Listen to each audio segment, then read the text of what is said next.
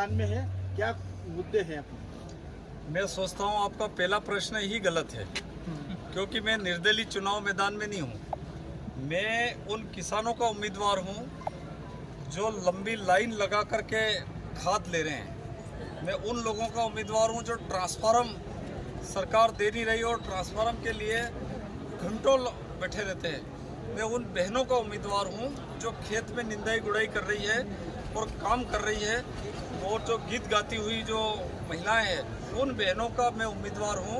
मैं उन युवाओं का उम्मीदवार हूँ जिनका जगदीश देवड़ा जी ने भविष्य बर्बाद कर दिया, और उन लोगों को जो युवा है उनमें व्यापम घोटाला कर दिया। उन्होंने पढ़ाई लिखाई करी और जब वो परीक्षा देने गए तो व्यापम में उनका नंबर नहीं आया और उनकी नौकरियाँ नहीं लगी। उन लोगों का उम्मीदवार हूँ मैं। उन जो छात्राओं बालिकाएं जो कि मेरी बहनें हैं उनका उम्मीदवार हूँ जो लगातार पढ़ाई कर रही है और उनका भविष्य कहीं न कहीं दिख नहीं रहा है। तो मैं सारी आम जनता के हित में गरीब मजदूर किसानों का उम्मीदवार हूँ, और मुझे उम्मीद है कि जब जनता, मेरा चुनाव भी जनता लड़ रही है, तो आप आश्चर्य करेंगे 1-1 रुपया मेरे खाते में सभी लोगों ने डाला, और कल 73,000 तो कल हो गए थे। आज मैंने खाता चेक नहीं किया, नहीं तो मुझे लगता है कि 80,000 के आसपास आज मेरे खाते में आ गए हैं। मैंने अपील करी है जनता से कि 1 वोट और 1 नोट आपको देना है, तो 1 नोट 1 रुपया। अगर किसी के घर में 5 वोट है तो 5 रुपया मेरे खाते में ट्रांसफ़र कर रहा है। किसी के घर में 3 वोट है तो 3 रुपये मेरे खाते में वो सब ट्रांसफ़र कर रहे हैं। तो ये अपील हम लोग मिलकर के जो कर रहे हैं, और इसके लिए आम जनता मेरा चुनाव लड़ रही है, और ये जनता जब चुनाव लड़ती है तो चुनाव जीतेंगे।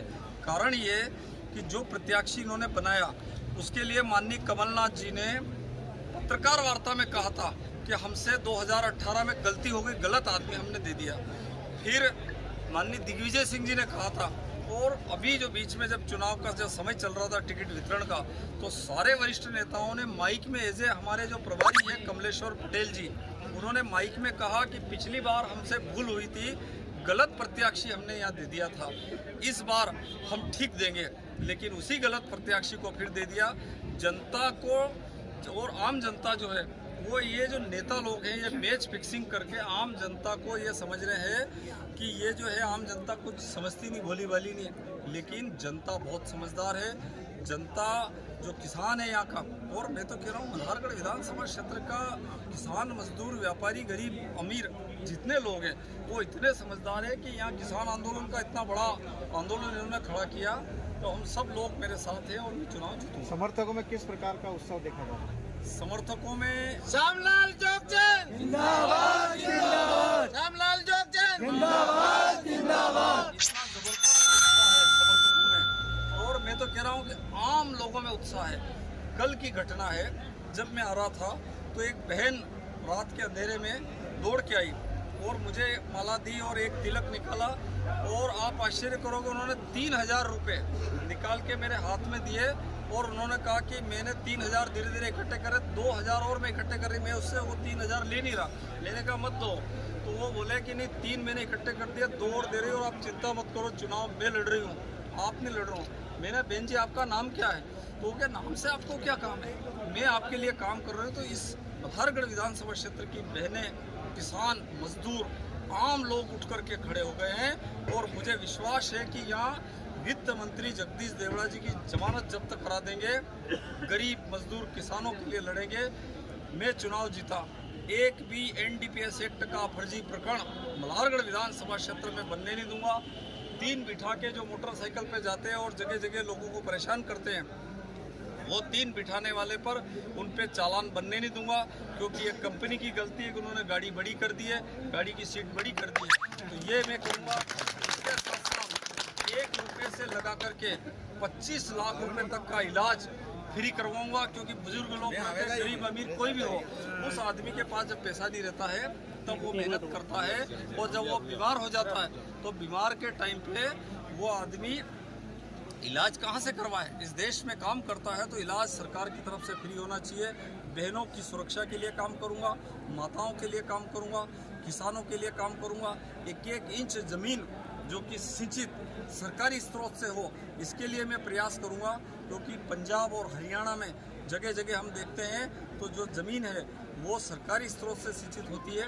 हमारे यहाँ दुर्भाग्य ये है कि हमारा अन्नदाता किसान जब खेत में जाता है तो कभी मोटर जल जाती है, कभी स्टार्टर जल जाता है, कभी ट्रांसफार्मर जल जाता है, कभी तार में करंट नहीं आ रहा है।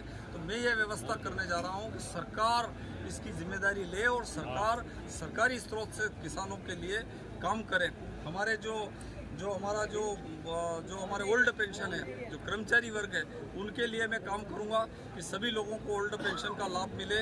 इसके साथ साथ हमारी आंगनवाड़ी की बहनें हैं, उनकी तनख्वाह बढ़ाने की, मतलब कुल मिला के मैं एक वकील के रूप में, निःशुल्क वकील के रूप में काम करूंगा। जिंदगी में 1 रुपया किसी से भी रिश्वत नाम का लूंगा नहीं और दूसरा किसी से लेने भी नहीं दूंगा।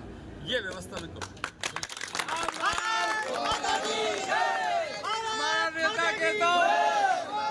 हमारे सभी आशीर्वाद दाता बंधुओं, बाबरेचा चूंकि एक ऐसा गांव है जो 2007 में मैंने पहली बार बाबरेचा में आया था और 2008 का चुनाव में लड़ा। महेंद्र भाई गुजर उनके साथ में आया था और 2007 से लगा के अभी 2023 लगातार इन सालों में 16-17 सालों में आप लोगों ने मुझे बड़ा किया, आप लोगों ने मुझे पाला, आप लोगों ने मुझे पोसा और आप लोगों के कारण मैं नेता बन पाया। अभी जो घटना हमारे सामने हुई वो आप हम सब जानते हैं कि राजनीतिक पार्टियां किसानों की बात करने वाले आदमी का, गरीबों की बात करने वाले आदमी का, मजदूरों की बात करने वाले आदमी का, बहनों की बात करने वाले आदमी का, कर्मचारियों की बात करने वाले आदमियों का कोई ध्यान नहीं रखती है। मैच फिक्सिंग करके वो ये सोचती है कि या तो तू जीत जा या मैं जीत जाऊं, एक ही बात है, क्या फर्क पड़ता है। तो मैं मूल रूप से आपके बीच में इस बात का आशीर्वाद लेने के लिए आया हूं कि मुझे बाबरेचा पे पूरा अपार भरोसा है। यहाँ के बुजुर्गों पे, युवाओं पे, बहनों पे, सब पे मुझे भरोसा है और मुझे उम्मीद है कि इस बार हम पार्टी वाली बात नहीं रखेंगे और पूरे गांव के, कांग्रेस हो या बीजेपी, पूरे गांव के एक बार अपने छोटे भाई को, बेटे को आप लोग चुनाव जिता करके भेजेंगे। आप ये मानिए कि आपने मुझे भोपाल में भेजा तो आपका मान सम्मान कहीं पर भी मैं कम नहीं होने दूंगा। कारण ये है कि मैं जब देखता हूं पिछले 27 सालों से मैं राजनीति के क्षेत्र में काम करता हूं और 27 सालों से मैं जो देख रहा हूं, मैं जो भोग रहा हूं, वो मुझे ऐसा लगता है कि आम आदमी का, गरीब आदमी का, किसान आदमी का, जो हमारा मजदूर आदमी, उसका कोई सुनने वाला नहीं है। बड़े लोग, बड़े नेता ये तो आपस में बैठ करके नूरा कुश्ती कर लेते, इनके काम हो जाते हैं। लेकिन जब गरीब आदमी मोटरसाइकिल लेके जाता है, पुलिस उसको रोकती है। डोडा चूरा की इतनी बड़ी समस्या है कि डोडा चूरा में हमारे क्षेत्र में, जो कि अधिक तादाद में हमारे क्षेत्र में डोडा चूरा पाया जाता है, डोडा चूरा सरकार की गलत नीतियों के कारण। मैं तो ये कहूँ कि सरकार तो भोपाल में बैठती है, लेकिन हमारे संसदीय क्षेत्र के जो विधायक है, जो हमारे संसदीय क्षेत्र के जो मंत्री है और हमारे क्षेत्र का 15 साल का जो मंत्री है, उन लोगों की गलत नीतियों के कारण डोडा चूरा पे एनडीपीएस एक्ट की धारा 8/15 लगाने के कारण हमारा जो यहाँ का युवा है, जिस युवा को थानेदार बनना था, तहसीलदार बनना था, एसडीएम बनना था, कलेक्टर बनना था, टीचर बनना था, व्यापारी बनना था, उस युवा को पकड़ के उन्होंने फर्जी प्रकरण बना करके उनको जेलों में डाल दिया है। मैं ये सोचता हूँ कि अगर मुझे मौका मिला तो निश्चित रूप से मानिए कि हम सब लोग मिलकर के एनडीपीएस एक्ट की धारा 8/15 इसको तुरंत खत्म कराएंगे और जब तक ये धारा खत्म नहीं हो जाती, हम लोग बड़ौदा से जैसे हम घुसते हैं और धुंधड़ का आता है, धुंधड़ का के वहाँ एक बोर्ड लगा देंगे, क्योंकि मल्हारगढ़ विधानसभा क्षेत्र की सीमा प्रारंभ, इस क्षेत्र में डोडा चूरा के फर्जी प्रकरण बनाना सख्त मना है। इस तरीके की मुझ पे विश्वास रखिए। रात में जब भी मुझे अन्नदाताओं ने आह्वान किया, जब भी उन्होंने मुझे पुकारा, रात में मैंने 1:30 बजे 1-1 बजे लगातार मैंने नारकोटिक्स कार्यालयों के घेराव किए, मजदूरों के लिए लड़ा, गरीबों के लिए लड़ा, कर्मचारियों के लिए लड़ा, ओल्ड पेंशन के लिए लड़ा, हमारी जो बहनें हैं आंगनवाड़ी की उनके लिए लड़ा, बालवाड़ी जो है उसमें लड़ा, आशा कार्यकर्ताओं के लिए लड़ा, हर वर्ग के लिए लड़ा हूँ। तो मेरी आपसे प्रार्थना है कि आज मैं संकट काल से गुजर रहा हूँ। मेरे जो नेता, जिन नेताओं को मैंने 27 साल दिए जिंदगी के, उन नेताओं के लिए जिंदगी भर 24 घंटे मैंने काम किया। रात में मैं 12-1 बजे घर पहुंचता हूं, सुबह 8 बजे निकल जाता हूं। 27 साल तक मैंने लगातार सेवा की। उन नेताओं ने मुझे देख करके मेरे से मुंह मोड़ लिया, लेकिन मल्हारगढ़ विधानसभा क्षेत्र के आप सब मतदाताओं ने, आप सब आशीर्वाद दाताओं ने, आप यहाँ के बुजुर्गों ने, यहाँ की बहनों ने, यहाँ के जो युवाओं ने, आप सब लोगों ने मेरा हाथ पकड़ा है।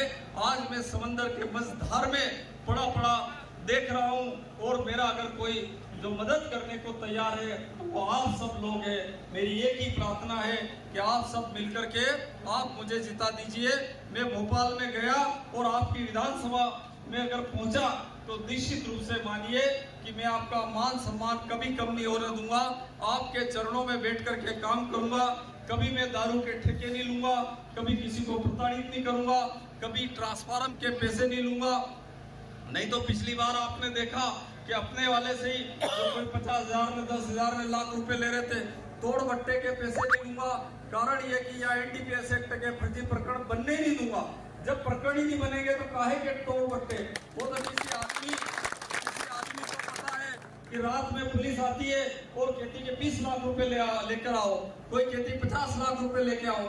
वो बेचारा किसान 50 लाख रुपए कहाँ से लाएगा? किसी की बिल्डिंग दिख जाती है, वहां जाकर के पुलिस वाले सोफा सेट देखते हैं, उसकी बिल्डिंग देखते हैं, उसकी तिजोरी देखते हैं कि ये आदमी मोटा आदमी है, अच्छा माल देगा, और उस आदमी को प्रताड़ित करते, परेशान करते। मैं आपको इस बात का वचन देता हूँ कि आपको कहीं भी प्रताड़ना नहीं झेलने दूंगा। दूसरा, पानी जो है आपके खेतों तक पहुंचाने का काम करूंगा। 1 रुपए से लगा करके 25 लाख तक का इलाज आप लोगों के लिए मुफ्त करवाऊंगा। इसके साथ साथ शिक्षा, जैसा कि बाबरेचा आपके जैसा तो मैं कई जगह उदाहरण देता हूं कि आप लोगों ने सरकारी स्कूल बनाने के लिए और सरकारी स्कूल पुनर्जीवित करने के लिए पूरी एक समिति बनाई थी, और उस समिति के आधार पे आपने कहा कि हम लोग सरकारी स्कूलों को मजबूती देंगे। तो मैं आपको इस बात का वचन देता हूं कि हमारे बच्चे मुफ्त पढ़े, हमारे बच्चे मुफ्त जो है उनका इलाज हो, शिक्षा और स्वास्थ्य लगातार उसका मुफ्त होना चाहिए। ऐसी कामना के साथ मेरे मन में पवित्र भावना है। मैंने कभी भी जीवन में 1 रुपया किसी से भी खाया नहीं है, और कहीं पर भी आप किसी भी थानेदार, तहसीलदार से आप पूछ लीजिए कि श्यामलाल जोगचंद फोन करता है, काम आपका हो के नहीं हो, लेकिन ये कोई नहीं कहेगा कि इतने पैसे दे दो। तो ये मेरी आपसे प्रार्थना है, और मुझे बाबरेचा गांव पर पूरा भरोसा है, पूरा मन से भरोसा है कि यहाँ वाले सब मदद करेंगे। इसके साथ साथ जो युवा लोग हैं, वो युवा, हम जब जाते हैं रात में, दिन में मैं निकलता हूँ तो देखता हूँ कि जो है हमारी सेना की तैयारी कर रहे हैं, पढ़ाई लिखाई कर रहे हैं, और कोशिश कर रहे हैं कि कोई पुलिस वाला बने, ये बने, लेकिन उनको जिम का सामान मिलता नहीं है, शरीर हष्ट पुष्ट रहे। हर पंचायत में मैं जिम का सामान दिलाने की कोशिश करूंगा। हर जगह युवाओं के लिए खेल मैदान बनाऊंगा। जो बड़े गांव है आसपास के 4-5 गांव के बीच में 1-1 करोड़ रुपये का आपका ये बनाऊंगा रिसोर्ट, जिसमें आपको चम्मच भी लाने की जरूरत नहीं पड़ेगी। बाल्टी से लगा के, चम्मच से लगा करके, उसमें तपेले से लगा करके, उसमें कढ़ाई से लगा करके, धामा से लगा करके, लोटा से लगा करके, हर चीज ला करके आपको दूंगा, ताकि हर साल हम देखते हैं कि टेंट के 50,000 लाख रुपए तो टेंट के लग जाते हैं, लेकिन ये छोटे छोटे काम बड़े नेताओं को समझ में नहीं आते। बड़े नेता तो ये सोचते हैं कि हम आपस में सेटिंग कर ले। जगदीश देवड़ा अरबपति खरबपति है, अगर वो 3 बार तो यहाँ जीते, 4 बार वहां जीते, 7 बार हो गए, 1 बार और जीत गए, तो खरब से आगे क्या आता है? वो बन जाएंगे। अरब से खरब तो है वो, अभी उससे जो आता है वो बन जाएंगे, या और शंखपति बन जाएंगे। लेकिन वो कितने भी बड़े शंखपति बने, बीमा के लिए मैं लड़ूंगा आपके लिए। मैं कह रहा हूँ कि आप एक बार भेज दीजिए, आपको निःशुल्क वकील आपको मिल जाएगा कि अंदर जाकर के वो पूरी ताकत के साथ लड़ेगा और निःशुल्क लड़ेगा। तो मैं बीजेपी, कांग्रेस और दोनों पार्टियों के जितने भी हमारे जो है उन सब जनों से अनुरोध करना चाहता हूँ कि एक बार तो अपना घर का आदमी भेज दीजिए और मैं आपकी सेवा करने के लिए आया हूँ। हमेशा आपके चरणों में पूरी उम्मीद विश्वास के साथ जा रहा हूँ कि 17 तारीख के दिन गैस की टंकी पर आप बटन दबाएंगे और मुझे भारी मतों से चुनाव जितवाएंगे। और इसके साथ साथ जैसा कि हमारा जो गृह मंत्री था हिम्मत कोठारी, उसकी जमानत जब्त हो गई थी, वैसे यहाँ वित्त मंत्री की जमानत जब्त हो जाएगी। अगर मैंने संघर्ष करो, हम तुम्हारे साथ हैं। जैसा मैंने अभी कहा, डोडा चूरा की 8/15 अगर धारा मैंने हटा दी और आपका एक बटन दब गया तो जितने केस दर्ज है, मुझे लगता है कि 10,000 से ज्यादा केस दर्ज है और 5,000 10,000 के करीब लोग जेलों में बंद है आसपास की। किसी का रिश्तेदार, किसी की माँ इंतजार कर रही है बेटा आ जाएगा, किसी की बहन इंतजार कर रही है कि भाई आ जाएगा। इन सब केस बरी करवा दूंगा एक ही दिन में। जैसे ही वो धारा हटी 8/15 और उसको एनडीपीएस एक्ट से आबकारी एक्ट में आया, नहीं कि आपकी वो जो लोग बंद है वो सारे के सारे बरी हो जाएंगे। ऐसी कामना के साथ मैं पुनः आपसे विदा लेता हूँ। आज समय बहुत कम है, गांव इन्होंने ज्यादा रख दिए। मेरी ये स्थिति हो रही कि अकेले ही लड़ना पड़ रहा है। जैसे हम हिंदी फिल्म देखते हैं नहीं, उसमें वो आते सारे गुंडे और एक लड़की को परेशान करते, वो बेचारा उनको बचाता। थोड़ा सा आगे जाए तो उसकी गाड़ी में डीजल खत्म हो जाता, वो डीजल से भरा के इधर निकले तो सामने फाटक लग जाती, और उधर से आए और इधर अस्पताल में जाए तो वो डॉक्टर को उठा ले जाते। ऐसी हालत मेरी चल रही है। तो मेरा आपसे निवेदन है कि उस फिल्म के सीन की तरह मुझे अकेले ही वन मैन आर्मी जैसा काम करना पड़ रहा है, लेकिन मैं आपका बहुत हृदय से आभारी हूँ कि गांव-गांव से जो सत्य के लिए, ईमान के लिए, नैतिकता के लिए, इंसानियत के लिए और सच्चाई के लिए आप लोग मेरे साथ चल पड़े हैं। सब जितने लोग हैं अपनी अपनी गाड़ियों में डीजल डला रहे, अपनी अपनी गाड़ियों में मोटरसाइकिल में तेल डला रहे। जिस दिन मैंने फॉर्म भरा उस दिन 12 से 15,000 लोग आ गए और 15,000 लोगों ने मैंने कहा कि ये फार्म के जो 5,000 रुपए लगते हैं ये मैं नहीं दूंगा। तो आप आश्चर्य करेंगे बद्रीलाल जी, 28,000 रुपए एक का सिक्का उन्होंने डाल दिया। 28,000 गिनते गिनते उनको 2 घंटे 3 घंटे हो गए, 5-7 की टीम लगी, तब जाके वो पैसा वो गिन पाए। तो मुझे उम्मीद है कि जनता में ताकत है और जनता जीतेगी। कारण ये कि ये सोच ले कि हम किसी को भी जिता देंगे, किसी को भी लड़ा देंगे। जैसा ये ऐसा कर रहे हैं कि सोयाबीन काटने का ठेका लेते हैं कि नहीं, अपनी सोयाबीन खरीदी है और वो कह रहे कि नहीं हमने ठेका ले लिया, हमारे मजदूर आएंगे ना हम करेंगे। तो ये ठेका पद्धति हम लोग चलने नहीं देंगे। धन्यवाद। जय हिंद, जय भारत।